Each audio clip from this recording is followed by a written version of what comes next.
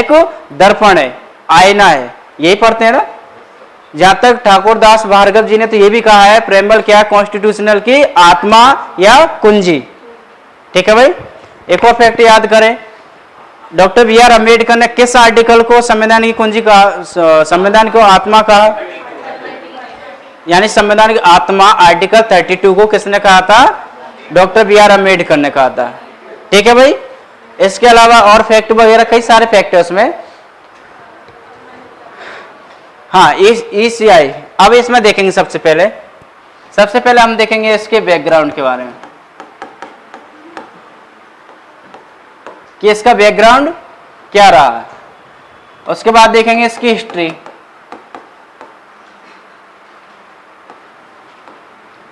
Election commission of India की history क्या रही। फिर उसके बारे में देखेंगे हम इसका जनरल इंफॉर्मेशन, किसके बारे में देखेंगे, general election commission of India के जनरल इंफॉर्मेशन के बारे में देखेंगे। जनरल इंफॉर्मेशन के बाद हम इसके बारे में पढ़ेंगे इंपोर्टेंट आर्टिकल।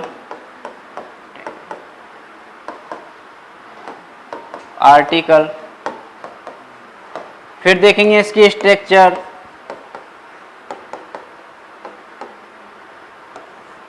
के बाद हम देखेंगे इसके अदर फैक्ट के अलावा फिर देखेंगे हम मेजर कमेटी, यानी कि कई सारी कमेटी बनी थी तो उसमें उन्होंने क्या क्या सुधार के लिए बताया गया था, तो उसके बाद में लास्ट में देखेंगे। तो आपको समझ में आ गया होगा क्लियर कि हम इलेक्शन कमीशन ऑफ इंडिया के बारे में पढ़ रहे तो हम क्या क्या इसके बारे में हम पढ़ने वाले। सबसे पहले तो हम किसके बारे में जानेंगे, इसके बैकग्राउंड के बारे में जानेंगे। देन बैकग्राउंड के बाद में हम उसके हिस्ट्री पढ़ेंगे, कहाँ से इस पद को लाया गया था, कहाँ से इस पद का सृजन हुआ था। उसके बाद में क्या इसके समय इंपोर्टेंट क्या है, इसके आर्टिकल देखेंगे। आर्टिकल के बाद में हम देखेंगे इसके स्ट्रक्चर के बारे में देखेंगे। स्ट्रक्चर के साथ साथ हम क्या पढ़ेंगे, इनका अदर फैक्ट। फिर हम देखेंगे इनकी प्रमुख कमेटी के बारे में ना। तो पढ़ना करें स्टार्ट। ओके, सबसे पहले हम देखेंगे इनके बैकग्राउंड।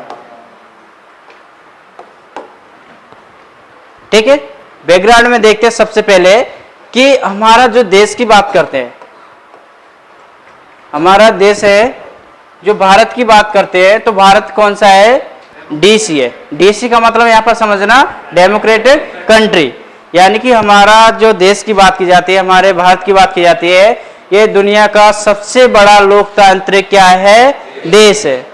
राइट। और जब सबसे बड़ा लोकतांत्रिक देश है तो आपको पता होगा लोकतांत्रिक देश की विशेषता क्या होती है, या तो वहां पर डायरेक्ट जनता शासन करती है या फिर जनता द्वारा प्रतिनिधि चुना जाता है तो वहां पर शासन करते हैं। क्या होता है, दो कंडीशंस होती है इसमें डेमोक्रेटिक कंट्री, या तो वहां पर डायरेक्ट पीपल लोग क्या करते हैं, शासन करते हैं। ठीक है भाई। या फिर लोगों द्वारा क्या होता है,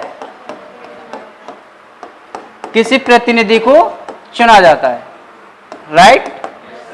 या तो डायरेक्ट जनता शासन करेगी या फिर किसी व्यक्ति को क्या किया जाएगा, वहां पर चुना जाएगा, इलेक्टेड किया जाएगा। अब जो वहां पर हम बात करेंगे चुना जाएगा। ठीक है, यहां तक समझ में आया, क्लियर हुआ। क्या किया जाएगा, इलेक्शन किया जाएगा, चुनाव होगा। ठीक है भाई। अब जो चुनाव होता है डेमोक्रेसी कंट्री में वो कैसा होता है, फ्री एंड फेयर्स। कैसा होता है, फ्री एंड फेयर। फ्री बोले तो स्वतंत्र और निष्पक्ष। कैसा होता है दोनों का इलेक्शन, सॉरी डेमोक्रेटिक या डेमोक्रेसी कंट्री की बात की जाती है, लोकतांत्रिक देश की बात की जाती है, वहां पर जो इलेक्शन होता है वो कैसा होता है, स्वतंत्र और निष्पक्ष होता है। वो किसी का पक्ष का फेवर नहीं करता। जैसे कि आपने देखा होगा हमारे यहाँ बहुत सारी पार्टियां हैं। राइट। यानी कि बहुत सारी पार्टियां, तो कभी देखा होगा आपने कि कमीशन या फिर आपका इलेक्शन कमीशन किसी पार्टी का फेवर कर रहा है, नहीं करता है ना। उससे पार्टियों से कोई मतलब नहीं रहता है, यानी कि उसका काम क्या है, स्वतंत्र और निष्पक्ष चुनाव कराना। ठीक है भाई। चलिए यहां तक हमें समझ में आया।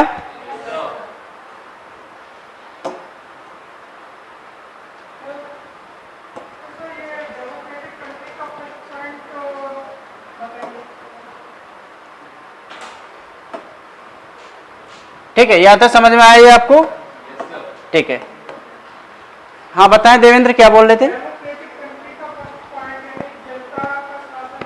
डेमोक्रेटिक का मतलब ये होता है कि वहां पर क्या है, या तो जनता द्वारा डायरेक्ट शासन किया जाता है या फिर जनता द्वारा क्या है चुनकर किसी प्रतिनिधि को शासन किया जाता है। जैसे कि हमारे यहाँ क्या जनता शासन नहीं करती है। जैसे कि जनता शासन करती है वहां प्रजातंत्र बोलते हैं, यानी कि प्रजा का क्या रहता है वहां पर शासन रहता है। लेकिन हमारे भारत में क्या होता है, लोकतंत्र है ना। लोकतंत्र में हम बात करते हैं कि इसमें क्या होता है, जनता का अप्रत्यक्ष रूप से शासन होता है, लेकिन जनता डायरेक्ट तो जाएगी नहीं वह।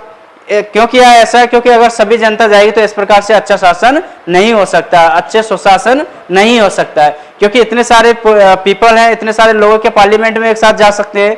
नहीं जा सकते। बट क्या है, अप्रत्यक्ष रूप से हमने क्या किसी को क्या है प्रत्यक्ष से या फिर डायरेक्ट या इनडायरेक्ट चुनकर हमने कहाँ बैठा नहीं हुए, पार्लियामेंट में बैठा नहीं हुए। जैसे कि एक सांसद आपके पूरे आपके 10 लाख लोगों को क्या करेगा, वो कवर करेगा, यानी कि 10 लाख लोगों की आवाज, यानी कि एक सांसद की आवाज, ऐसा ही होता है। तो अब हम देखते हैं, आगे बढ़ते हैं इसी में।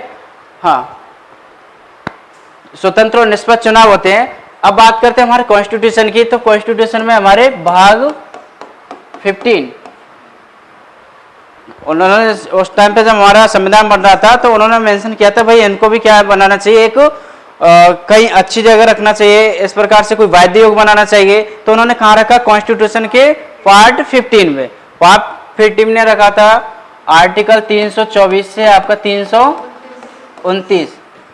ठीक है भाई, आर्टिकल 324 से लेकर 329 तक उन्होंने किस में रखा था, आपके कॉन्स्टिट्यूशन में रखा था।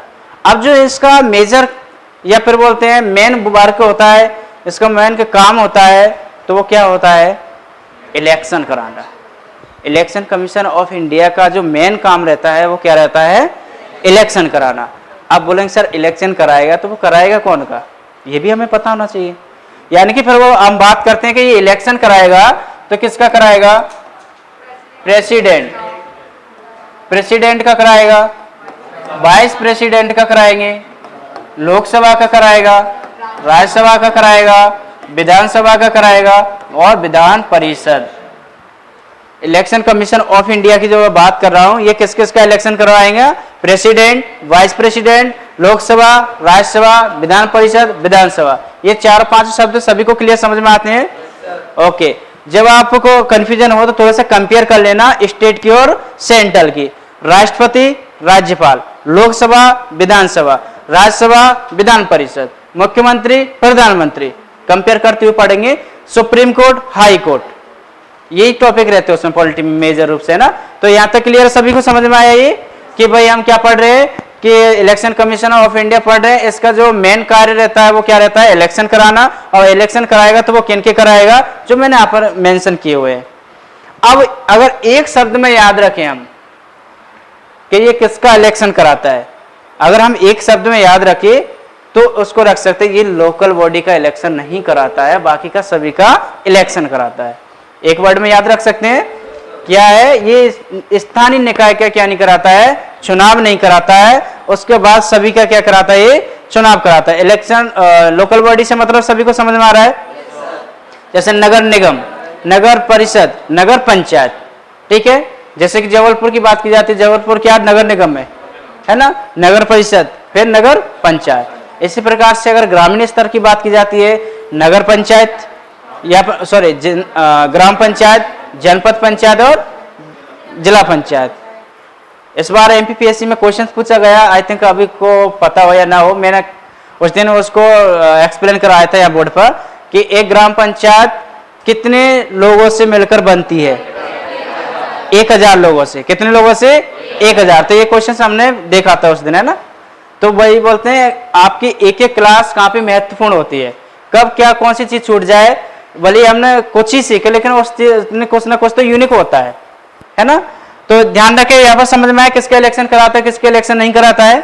लोकल बॉडी का नहीं कराता, बाकी का सभी का क्या कराता है, इलेक्शन कराता। अब क्वेश्चन आ रहा हो सर लोकल बॉडी का भी तो कोई ना कोई इलेक्शन कराएगा, ऑफकोर्स कराएगा, क्योंकि हमने पढ़ा था इलेक्शन कमीशन ऑफ इंडिया के नीचे पढ़ा था, नीचे लिखा हुआ था कि state commission of India, sorry state election commission यानी कि राज्य निर्वाचन आयोग, ये क्या कराते हैं, लोकल बॉडी का इलेक्शन कराते हैं। ठीक है, यहां तक क्लियर सभी को? ओके।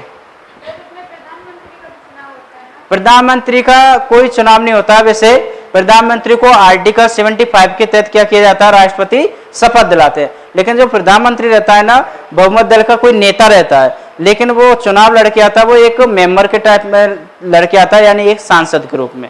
आपने देखा होगा कई बार यहाँ से सांसद थे, प्रधानमंत्री मोदी जी दो जगह से सांसद भी लगते हैं, आपका ये राहुल गांधी, कई सारे ऐसे होते हैं, लेकिन वो सांसद के रूप में इलेक्शन होता है, प्रधानमंत्री के रूप में कोई इलेक्शन नहीं होता है ना। प्रधानमंत्री रूप में आर्टिकल 75 के तहत उनको क्या किया जाता है, शपथ दिलाई जाती है ना, वो भी प्रेसिडेंट द्वारा।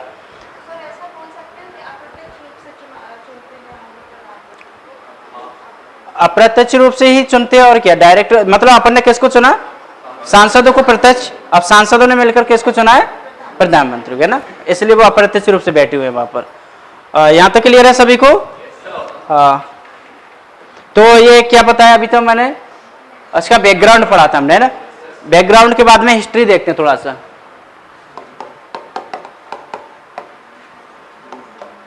हिस्ट्री में थोड़ा सा जाते हम। सभी ने पढ़ा होगा 1757 बैटल ऑफ प्लासी, सभी ने सुना होगा। बैटल ऑफ प्लासी के बाद में एक और होता है 1764 का बैटल ऑफ बक्सर। प्लासी का युद्ध और बक्सर का युद्ध, दोनों के बारे में सभी ने सुना होगा। जब ये दोनों की क्या होता है, वहां पर युद्ध होता है, यानी कि स्टार्ट में प्लासी वाला और आपका बक्सर वाला, जब दोनों युद्ध कौन जीत जाते हैं, उस समय अंग्रेज जीत जाते हैं। तो अंग्रेज जीत जाते हैं, तो उस समय क्या आती है यहाँ पर, ईस्ट इंडिया कंपनी आती है। ईस्ट इंडिया कंपनी की जो स्थापना की बात की जाती है, इन युद्ध होने के बाद में क्या है, यहाँ पर भारत में स्थापना होती है किसकी, ईस्ट इंडिया कंपनी की। ठीक है भाई। अब जो ईस्ट इंडिया कंपनी क्या करती है, शासन करती है। स्टार्ट में कौन करने लगती है शासन, ईस्ट इंडिया कंपनी करती है। अब हम बात करते हैं कि जो ईस्ट इंडिया कंपनी जो शासन किया था, उसको हम क्या है, टू पार्ट्स में बांट करते हैं। यानी कि जो ब्रिटिशों ने हमारे भारत में शासन किया था, उसको हम टू पार्ट्स में डिवाइड करते हैं। कौन कौन से, एक तो ब्रिटिश ईस्ट इंडिया कंपनी, देखो British east India company, British east India company ने जो शासन किया था 1773 आपका रेगुलेटिंग एक्ट, सभी को पता होगा। 1773 का रेगुलेटिंग एक्ट से 1858 के आपके भारत शासन अधिनियम तक उन्होंने क्या किया, शासन किया भारत में। क्लियर है तक सभी को? देन उसके बाद में ब्रिटिश ने डायरेक्ट, जो उस समय की महारानी थी कौन थी, क्वीन विक्टोरिया। क्वीन विक्टोरिया ने कहा था, जो 1757 की क्रांति हुई थी, कि 1757 क्रांति के बाद में क्या हुआ था कि हम अब डायरेक्ट हम खुद शासन करेंगे। यानी कि जो शासन किया जा रहा था यहाँ पर पहले शासन, तो यानी कि अप्रत्यक्ष रूप से किया जा रहा था, यानी कि ब्रिटिशों द्वारा शासन तो वहां की पार्लियामेंट द्वारा ही किया जा रहा था, लेकिन अप्रत्यक्ष रूप से। लेकिन यहाँ पर क्या होता है, 1857 की क्रांति के बाद में जो फिर शासन किया जाता है, तो ब्रिटिश की जो क्वीन रहती है, महारानी विक्टोरिया रहती है, वो बोलती है अब डायरेक्ट शासन हम करेंगे। तो उन्होंने जो शासन करना स्टार्ट किया, हम पढ़ते हैं 1858 से लेकर 1947 तक। यानी कि उन्होंने फिर क्या कर दिया, प्रत्यक्ष शासन यहाँ पर करना स्टार्ट कर दिया। ठीक है भाई, इस प्रकार से क्या है, हम इतिहास पढ़ते हैं। अब और आगे पढ़ते हैं इसी में, बताएं 1600 ईस्वी में आई थी, लेकिन जो हम बात कर रहे हैं यहाँ पर शासन की बात कर रहे हैं, है ना। तो शासन में 1600 जो स्टार्टिंग में, वो तो कई सारे व्यापारियों ने स्टार्ट में किया था उसको। जैसे 1603 की बात की जाती है, 1608 में हमारे यहाँ भारत में पहुंची थी, है ना। वो एक अलग बैकग्राउंड है, लेकिन मैं यहाँ पर पूरा नहीं बता पाऊंगा। पूरा बताएंगे तो हम उसी में उलझ जाएंगे, है ना। थोड़ा सा मैं इसमें कुछ पॉइंट है जो हमें क्या है, उसका ऐतिहासिक पृष्ठभूमि बनाते हैं आपकी किसकी, इसके इलेक्शन कमीशन ऑफ इंडिया के। तो यहां तक की कहानी समझ में आई सभी को? फिर हम पढ़ते हैं इसमें 1800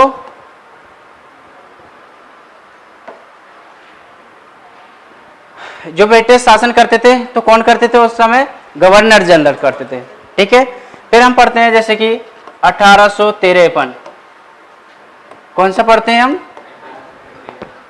1853 का एक्ट पढ़ते हैं ना। उसमें गवर्नर जनरल की काउंसिल को क्या कर दिया जाता है, बांट दिया जाता है, 2 पार्ट्स में डिवाइड कर दिया जाता है, council of executive, council of legislature, यानी कि council of legislature, council of executive, यानी कि एग्जीक्यूटिव बोले तो कार्यकारी परिषद और एक उनकी विधायी परिषद। ठीक है, इस प्रकार से उसके शासन को बांटा था। 1853 के बाद में हम बात करेंगे डायरेक्ट 1861। 1861 में क्या किया जाता है, जो गवर्नर जनरल की काउंसिल रहती है ना, ठीक है, जो गवर्नर जनरल की काउंसिल रहती है, तो यहाँ पर 1861 में जो वाइसराय रहते हैं उस समय के रहते हैं लॉर्ड कैनिंग।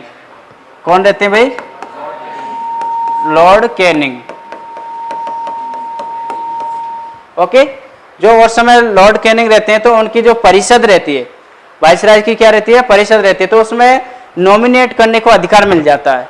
नॉमिनेट मतलब समझ रहे हैं ना, क्या होता है, किसी को, यानी कि अभी अपन बात करते हैं नामांकित कर देते हैं, जैसे कि अभी वर्तमान में प्रेसिडेंट आपके क्या करते हैं, आपके राज्यसभा में 12 मेंबर्स को क्या करते हैं, नॉमिनेट करते हैं। इसी प्रकार से उस समय भी उनको अधिकार मिल जाता है। तो उस समय जो किसी को नॉमिनेट करते हैं तो वो व्यक्ति रहते हैं, व्यक्ति का तो याद नहीं आ रहा मुझे,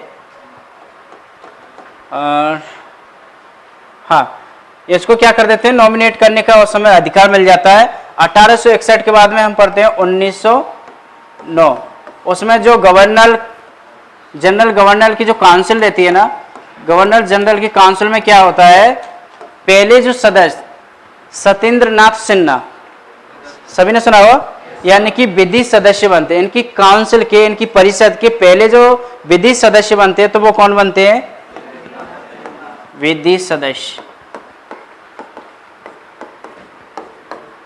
सत्येंद्र नाथ सिन्हा। ये कौन बनते हैं भाई, पहले इनकी जो विधि सदस्य बोलते हैं, इनकी काउंसिल परिषद के, कौन की काउंसिल की बात कर रहा हूं मैं यहाँ पर, गवर्नर जनरल की। ठीक है भाई, तो यहाँ पर 1909 तक सभी को आया समझ में। 1909 का एक्ट पढ़ा दिया मैंने आपको, 1919 का भी पढ़ा दिया, 1909 का एक्ट पढ़ा दिया, तो मुझे बता पाओगे इस समय वाइसराय और आपका सचिव याद है ना सभी को। मैंने पढ़ाया था कि 1909 के एक्ट को मॉन्टेग्यू चेम्सफोर्ड बोलते हैं और 1919 को, सॉरी 1909 के को बोलते हैं मार्ले मिंटो सुधार, और 1919 को बोलते हैं मॉन्टेग्यू चेम्सफोर्ड। जो यहाँ पर मार्ले और मिंटो, मार्ले कौन रहते हैं, वाइसराय, और मिंटो कौन रहते हैं, सचिव। तो 1909 की बात कर रहा हूं, तो यहाँ पर वाइसराय कौन होंगे, अरे भाई अभी तो पढ़ा है हमने, मार्ले कौन होंगे यहाँ के, वाइसराय। 1909 के बाद में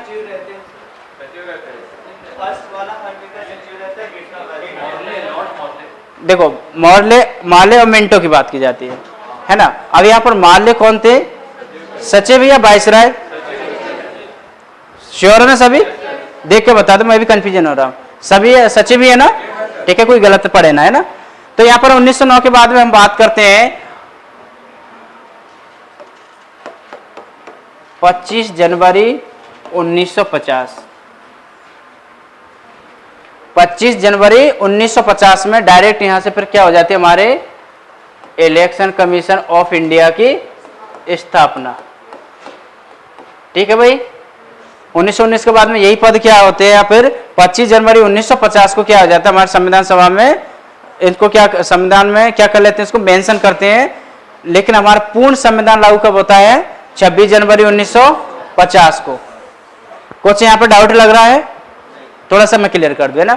यहाँ पर बात किसी कर रहे हैं हम, 25 जनवरी की बात कर रहे हैं। अब 25 जनवरी से मतलब यहाँ पर यह समझना कि हम पढ़ते हैं कि 26 नवंबर 1949 को कॉन्स्टिट्यूशनल संविधान सभा में क्या करते हैं, हम संविधान को अंगीकृत, अधिनियमित और आत्मनिर्भर करते हैं। तो उस समय देखते हैं कि 15 आर्टिकल सहित क्या हो जाता है, हमारा कॉन्स्टिट्यूशन लागू हो जाता है। उस समय कितने आर्टिकल होते हैं लागू, 15 लागू होते हैं ना, मैं लिखा दूंगा किसी दिन उसको।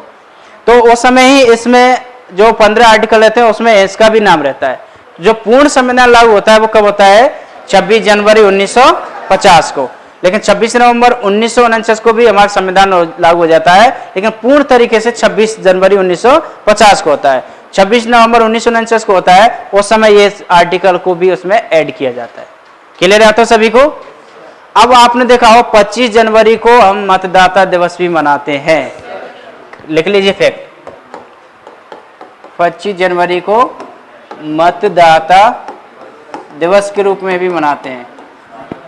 ठीक है भाई, अगर कभी आया फैक्ट तो मतदाता दिवस तो कितना है, 25 जनवरी के ना। अब 25 जनवरी क्यों मनाते हैं? क्योंकि 25 जनवरी 1950 में क्या होती है, इसकी एस्टेब्लिशमेंट है ना, स्थापना हुई थी। तो यहाँ तक हिस्ट्री समझ में आए सभी को कि पद कैसा आया था हमारे कॉन्स्टिट्यूशन में। आगे बढ़े, बैकग्राउंड पढ़ लिया, हिस्ट्री पढ़ ली। अब तीसरा देखेंगे हम, इसमें लिखा है मैंने आपको जनरल इंट्रोडक्शन, सामान्य परिचय। आ जाते हैं थर्ड पार्ट पे।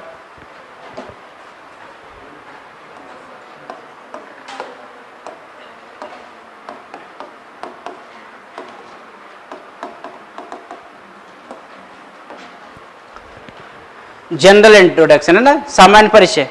सिंपल सा है। सामान्य परिचय में क्या है, सबसे पहले तो आप देखोगे भाई इसका जो मेंशन किया हुआ है किस पार्ट में किया हुआ। कई बार डायरेक्ट क्वेश्चन पूछ लेता है, डायरेक्ट पूछ रहा है बताइए कि निर्वाचन आयोग का किस भाग में उल्लेख है, तो कितना है 15।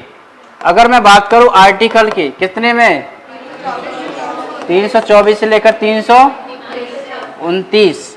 हम बात करेंगे इसकी नेचर, प्रकृति, यानी कि इसकी प्रकृति कैसी है। तो कॉन्स्टिट्यूशनल, आपका स्टैट्यूटरी, या फिर आपके एग्जीक्यूटिव। वेरी गुड, आप तो अच्छे एस्पायरेंट्स हो। कैसा है, कॉन्स्टिट्यूशनल है ना भाई, कॉन्स्टिट्यूशनल। और भी बोलेंगे इसको ऑटोनॉमस, स्वायत्त, ऑटोनॉमस। और भी बोलेंगे परमानेंट, परमानेंट। एक और बोलेंगे इसको quasi judicial, quasi judicial.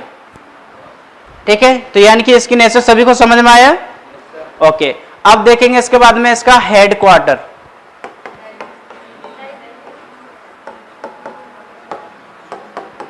New Delhi है ना भाई, न्यू दिल्ली में क्या है, इसका हेड क्वार्टर है। इसके अलावा न्यू दिल्ली में हेड क्वार्टर हो गया।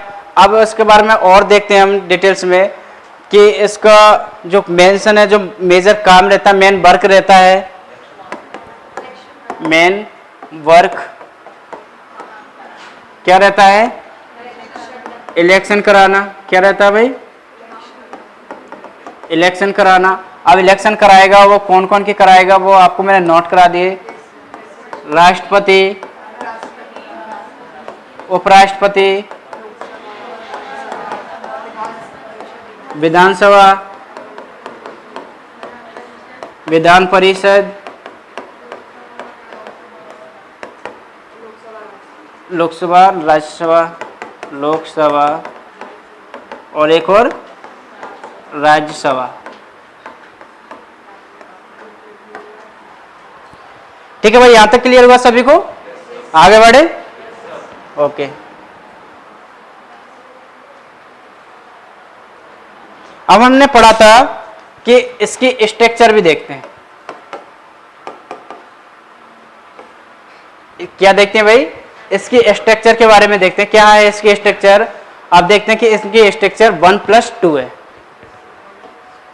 1+2 बोले तो 3। ठीक है, लेकिन इसके स्ट्रक्चर को लेकर कंफ्यूजन है। कई बार क्या होता है, क्वेश्चंस आते हैं, जैसे कि जो ओरिजिनल कॉन्स्टिट्यूशन की बात की जाती है, ध्यान देना, ओरिजिनल कॉन्स्टिट्यूशन की बात की जाती है। ओरिजिनल कॉन्स्टिट्यूशन में ओनली 1 मेंबर की बात की जाती है। Original, original, original constitution, sorry, original में a member. Okay, original constitution में मेंबर की बात की जाएगी तो कितने सदस्य थे? ओनली 1। बट बात करते हैं 16 अक्टूबर 1989, यानी कि 16 अक्टूबर 1989 में, यानी कि क्या कर दिया जाए उसको 3 1 सदस्य में से क्या कर दिया जाता है,